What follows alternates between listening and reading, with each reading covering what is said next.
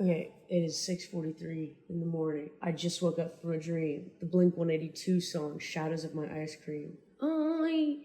I don't know if it was like showed by grandpa or told my grandpa. It was like, I told my grandpa the shadows of my ice cream. Meanwhile, I'm a witch with a magical enchanted wheelchair. I saw one lady, she was riding a sword. A lot of the kids were riding skateboards, but I had an enchanted wheelchair instead of like a broomstick. And that's what I flew around in. Was riding a sword not a euphemism? It wasn't. She literally pulled a sword. It was like covered in moss. We were at the tailor because I was having a dress made and I had just needed to go and capture an ammonite in order to have the dress made. Except when we got there, she's like, this is just a normal ammonite. I was like, dude, it's red. What do you want from me? But like, I'm getting that fucking ammonite and I bring it over. Then she starts singing this special song, not Shadows of My Ice Cream. That was a different dream. Got it. That was after I woke up because you spilled all the coffee. I'm so sorry. She was like, just like humming. And then I was like scratching the ammonite and it started unraveling because you know, they're like shells. Well, this one underneath, there was like a little creature puppeting the ammonite, like a little shrimp. And it gave me a little kiss with the shrimp mouth, like on my finger.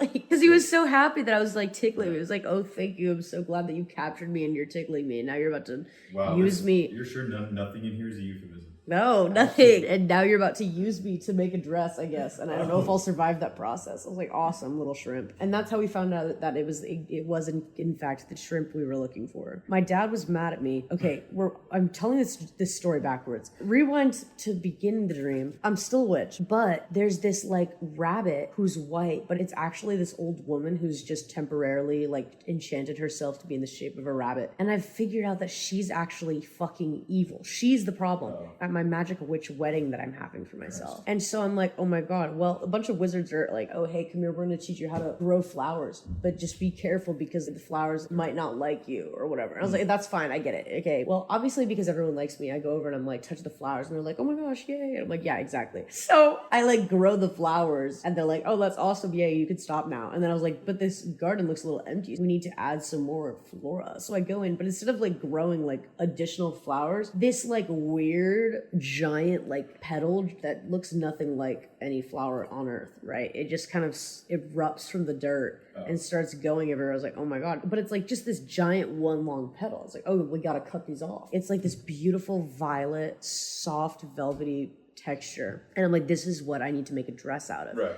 So I was like, Dad, I'm gonna go to the tailor. Meanwhile, at some point there was also, this dream was so long. Like so much has happened before this point. There was a mountain involved. So I've been trying to like grow enchanted branches to like keep that fucking evil rabbit witch locked in a part of the trail where she's not gonna fuck with us. And she escapes. And I'm like, oh, for fuck's sake. I'm like, Dad, she's evil. I'm like whispering because she doesn't know that I know she's evil. I'm like, Dad, we can't let her out. He's like, I don't believe you. I think the black one is evil. I'm like, I'm sure you do. The white one is trying to, because she's white because she's old, right? She's this old woman with long white hair. And so when she turns into a rabbit, she's obviously white. So I'm like, okay, you need to keep an eye on her. And Greg's like, well, I don't really want to do that. I'm like, okay, fine. I know you won't. So I tell my sister, and my sister's somehow also at the tailor already. We're back in time, right? This is before the ammonite. I like cut off the two giant petals, and for some reason they also have cuts in them where like someone else tried to turn it into a dress already immediately after I grew it, which like I was like, oh, did I just grow it this way? So I'm like, okay, bundle up, get in my magic wheelchair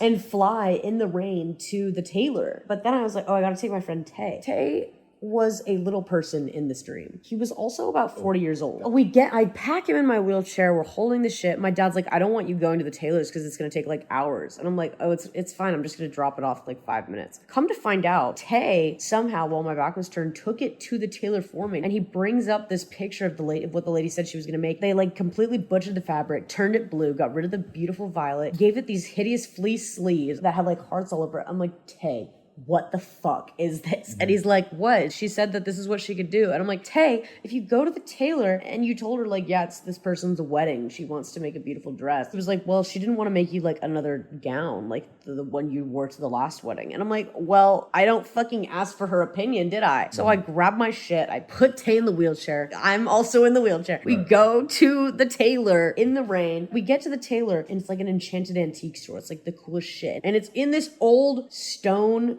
building built into the side of like a canyon. I'm like, oh, this is awesome. So we go into the fucking antique store. That's where I see the woman pull out her sword covered in moss that she's gonna ride, right? Not sexually. And I compliment the lady at the desk. I'm like, your store's so awesome. She's like, thank you so much. I'm like, you're welcome. I'm just so friendly and everyone loves me. So we keep going in our wheelchair.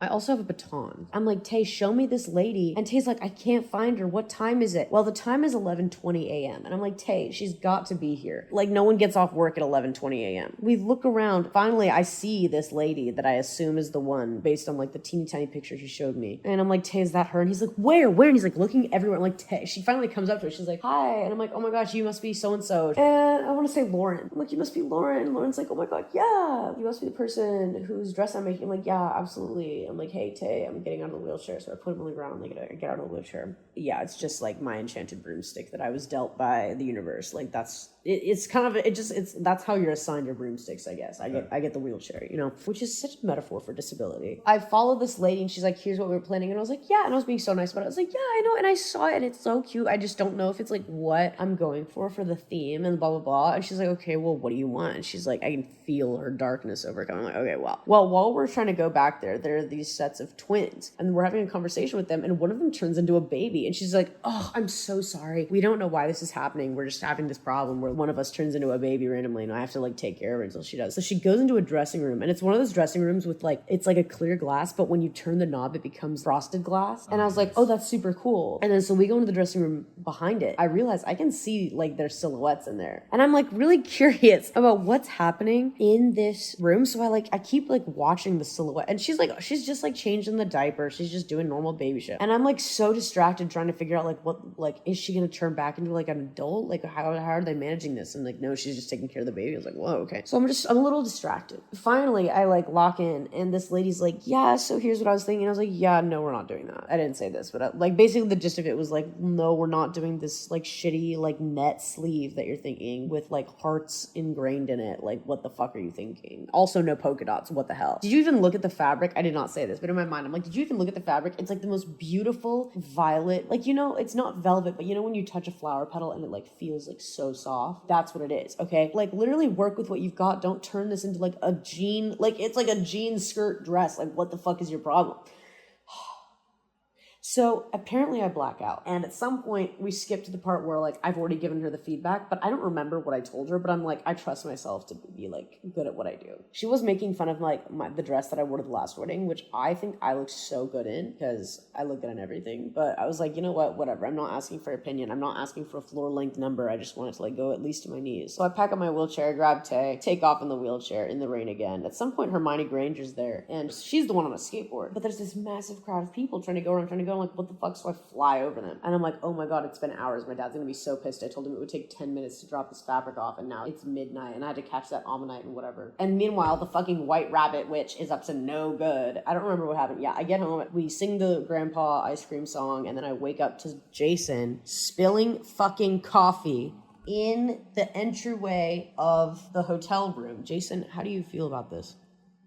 Humiliated might be a good word. I feel like my skin is burned and oh my God, Jason, are you okay? My ego is damaged. Is your skin burned? Did you spill on yourself? I mean, I did, but like my skin's been through worse. Okay, I was just being comedic about like I don't actually care that you spilled coffee. No, it was hot as fuck. The fact that I was making fun of you?